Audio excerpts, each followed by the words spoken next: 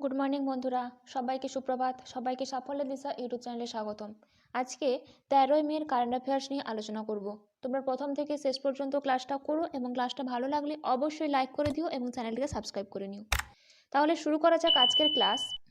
আজকের ক্লাসের first current affairs হলো, সম্প্রতি বিশ্ব অ্যাথলেটিক্স দিবস কবে পালিত হয়েছে? উত্তর হবে 7ই মে। এই 7ই মে সম্প্রতি বিশ্ব অ্যাথলেটিক্স দিবস পালিত হয়েছে।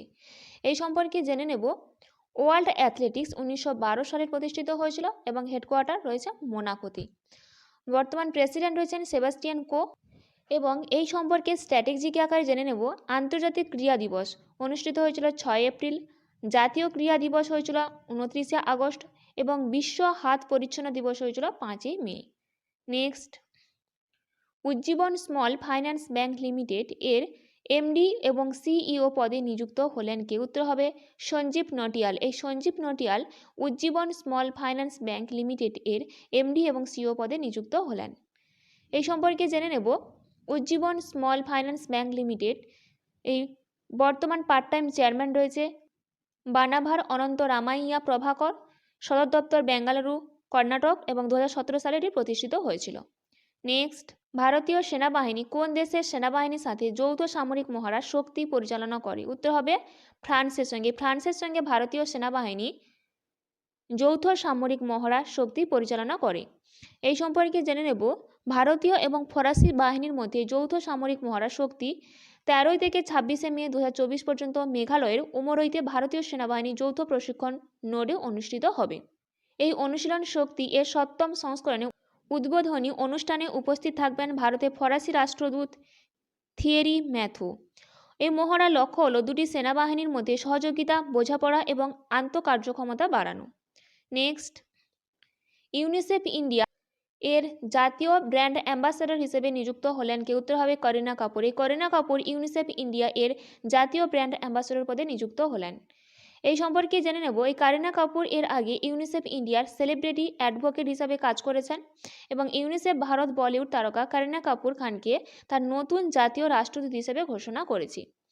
জাতিসংঘ শিশু তহবিল ইউনিসেফ এর সদর দপ্তর new York city, new York, মার্কিন যুক্তরাষ্ট্রে রয়েছে।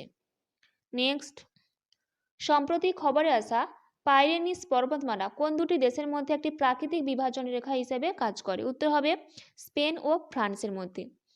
এই সম্পর্কে জেনে নেব। পাইরেনিস হল দক্ষিণ পশ্চিম ইউরোপের পাহাড়ের একটি শৃঙ্খল যা স্পেন এবং ফ্রান্সের মধ্যে একটি প্রাকৃতিক সীমানা তৈরি করে।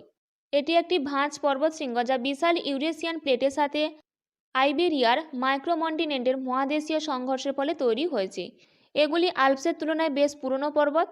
এটি পূর্বে ভূমধ্যসাগরীয় উপকূল থেকে পশ্চিমে বিস্কি উপসাগর অর্থাৎ আটলান্টিক মহাসাগর পর্যন্ত প্রায় 500 কিলোমিটার পর্যন্ত বিস্তৃত। নেক্সট, কোরিয়ার চাংওয়ে বিশ্ব শুটিং প্যারা স্পোর্টস টুর্নামেন্ট কোন ভারতীয় প্যারা শুটার মহিলাদের 10 মিটার এয়ার রাইফেল ইভেন্টে স্বর্ণপদক জিতেছে? উত্তর হবে মোনা আগারওয়াল। এই সম্পর্কে জেনে নেব। প্যারা শুটিংয়ে ভারতীয় প্যারা শুটার মোনা আগারওয়াল মহিলাদের 10 মিটার এয়ার রাইফেলে স্বর্ণপদক জিতেছেন। সেনা সদস্য আমির আহমেদ ভাট কোরিয়ার চাংওয়ানে বিশ্ব শুটিং প্যারা স্পোর্ট টুর্নামেন্টে 25 মিটার পিস্তলে রৌপ্য পদক জিতেছেন। নেক্সট, বিশ্ব থ্যালাসেমিয়া দিবস কবে পালিত হয়? উত্তর হবে 8ই মে। 8ই মে বিশ্ব থ্যালাসেমিয়া দিবস পালিত হয়। এই সম্পর্কে জেনে নেব। এই মারাত্মক রোগ সম্পর্কে সচেতনতা তৈরি করতে বিশ্বব্যাপী থ্যালাসেমিয়া আক্রান্ত রক্তদানের মাধ্যমে সাহায্যের হাত বাড়িয়ে দিতে প্রতি বছর এই দিনটি পালন করা হয়। নেক্সট, কোন দেশে সীতা আম্বা মন্দির অভিষেকের জন্য সরজু নদীর পবিত্র জল পাঠালো ভারত? উত্তর হবে শ্রীলঙ্কার।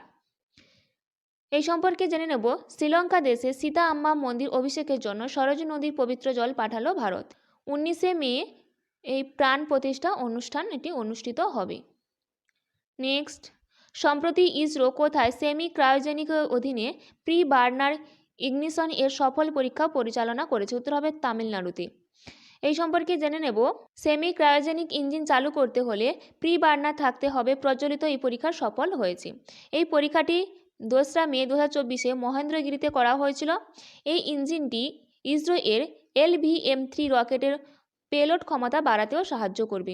এই LVM-3 এই একই রকেটে যার মাধ্যমে ভারত তার চন্দ্রযান 3 মিশন চালু করেছিল। চন্দ্রযান 8 মিশনেও এই রকেট ব্যবহার করা হবে।